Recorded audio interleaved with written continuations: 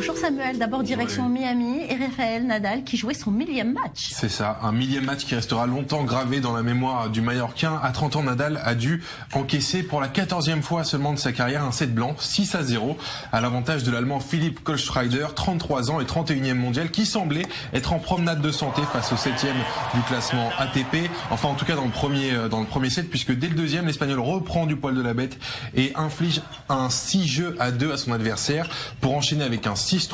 Le Mallorquin rejoint le cercle très fermé des joueurs encore en activité à atteindre la barre des 1000 matchs derrière son rival Roger Federer, 1340 matchs à 36 ans, et son compatriote David Ferrer, 1034 matchs à 35 ans. On écoute d'ailleurs Nadal juste après sa rencontre.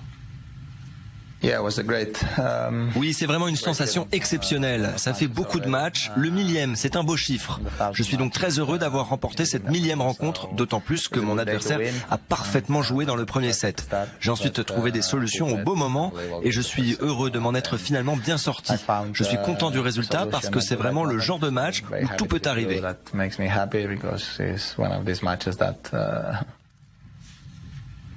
Et on reste, Samuel, en Floride. On parle des femmes qui ont aussi joué. Oui, on va commencer avec Simona Halep, 5e au classement WTA, qui a facilement écarté l'Estonienne Anett Kontaveit, 112e mondiale. La Roumaine tête de série numéro 3 aura eu besoin de moins d'1 heure de jeu pour s'imposer en 2-7, 6-3, 6-0 en 8e de finale. Elle retrouvera Samantha Stosur. On passe à l'Américaine Venus Williams qui a infligé le même score à la Roumaine Patricia Maratig. Une fois de plus, la légitimité du classement a parlé.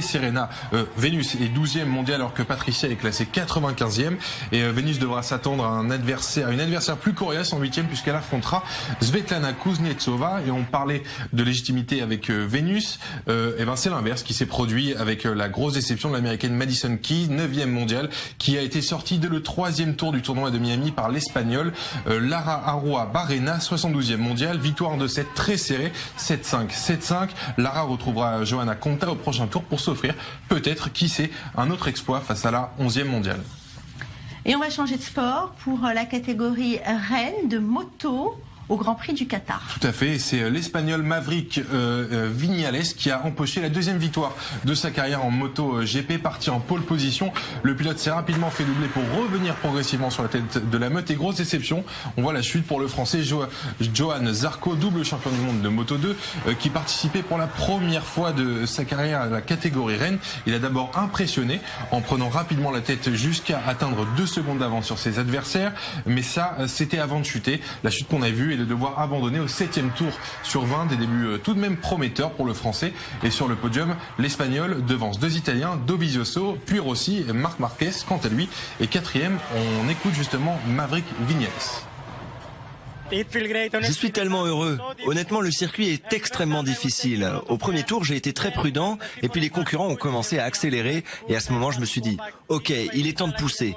J'ai commencé à remonter petit à petit. Je ne voulais pas trop détruire mes pneus. Au final, la moto a été très performante et on a fait du bon boulot. Et on va passer à une course, mais cette fois insolite. Elle s'est déroulée ce week-end dans le nord de Tel Aviv. C'était, Samuel, la journée de la bouffe, le Mud Day. Le Mud Day en anglais, tout à fait. Ça s'est passé au parc Ayerkon dans le nord de Tel Aviv. Plus de 5000 personnes se sont réunies pour parcourir 13 km à travers 22 obstacles entre escalade de collines de boue et traversée des flaques de gadou. Les sportifs ont découvert un parcours très chaotique. Une course créée en 2013 à Paris qui s'est aujourd'hui étendue à l'Espagne, la Belgique, la Suisse et pour la première fois donc en Israël. Alors une course où il ne faut pas avoir peur de se salir. On va d'ailleurs le voir, regardez sur cette photo. C'est une personne de la rédaction. Oui, absolument, on l'a reconnue, bravo. On l'a vu au début, et voilà, on la voit après sur ces images, donc il ne faut pas avoir peur de se salir. Elle a terminé, 13 km, bravo. Allez, nos félicitations à Cassandre Bergel. Et on va parler de surf avec le portrait d'un nouveau phénomène dans ce sport. Il n'est pas né à Hawaï, ni en Australie ou en Californie, mais en Italie pourtant. Leonardo Fiora Nanvi, c'est son nom. Il est fils spirituel de Kerry Slater. Il a 19 ans et c'est l'un des espoirs du surf et de la discipline. Je propose de revenir avec nous en images sur son parcours. Il n'a que 19 ans mais a déjà tout d'un grand. Leonardo Fioravanti débute sa première saison sur le Championship Tour qui rassemble les meilleurs surfeurs de la planète. L'un des plus grands espoirs du surf mondial vient tout droit d'Italie, une première. Au pays du calcio où les enfants adultes Totti, Balotelli ou Buffon, Léo a vite préféré les rares vagues de la Méditerranée au ballon rond. Né à Rome, il surfe ses premières vagues à 20 minutes de la ville éternelle et devient vite un phénomène. Les gérants de la plage où j'allais avec ma famille étaient des surfeurs et ils nous ont mis sur des planches, mon grand frère Matteo et moi. Petit à petit, j'ai commencé à surfer.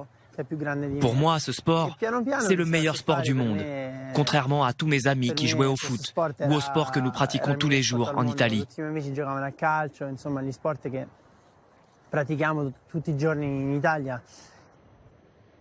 Parti du pays à l'âge de 11 ans, le jeune prodige italien parcourt la planète à la recherche de vagues pour progresser. Aidé par sa famille, il réalise son rêve et devient champion d'Europe junior à seulement 15 ans. Mais c'est l'année dernière que Léo décroche le Graal, la qualification pour le Championship Tour, l'élite du surf mondial. Me qualifier pour le circuit mondial a toujours été un de mes rêves et je savais que c'était un rêve réalisable, mais je ne pensais pas que ça pouvait arriver tout de suite. L'an dernier, j'ai vécu une année incroyable. Le rêve deviendra réalité le 14 mars quand je mettrai le lycra pour la première fois. Ce sera vraiment une expérience magnifique. Il me tarde tellement. Enfant star, le jeune Italien est vite repéré par Red Bull et Quicksilver qui le sponsorisent encore aujourd'hui. Chouchou de l'une des plus grandes marques de surf, son team manager, Stephen Bell, surnommé Belly, ne lui trouve aucune limite. Tout est possible. Oui, il a le potentiel, c'est sûr. Il est arrivé là à 19 ans, il est là. Son but final, c'est d'avoir un beau carrière. C'est un grand but, c'est un champion du monde. Champion du monde comme Kelly Slater, son idole. La légende du surf a pris le jeune Léo sous son aile. Son plus grand fait d'armes, il le signe justement face au maître l'année dernière.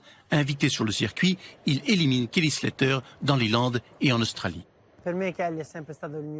Pour moi, Kelly a toujours été mon idole, depuis tout petit. Quand j'ai commencé à surfer, je regardais toutes ses vidéos. Encore aujourd'hui, si tu rentres dans ma chambre en Italie, il y a des posters de Kelly Slater que j'ai accrochés il y a 12-13 ans. Cette année, il affrontera donc la star. Un rêve, un de plus qui se réalisera pour le premier surfeur italien à disputer le Championship Tour. Merci Samuel Calvo. Et avant de se quitter, on vient de l'apprendre, le président d'Israël, Reuven Rivlin, vient de refuser la demande de grâce de l'ancien Premier ministre Ehud Olmert, condamné pour corruption à 18 mois de prison, fermé à la suite du scandale immobilier Holy Land à Jérusalem. Voilà, c'est fini pour aujourd'hui. Merci à vous de votre fidélité à nos programmes. On se retrouve évidemment demain pour une nouvelle édition en direct. Surtout, ne changez pas de chaîne. Vous êtes au bon endroit sur i24 News. À demain.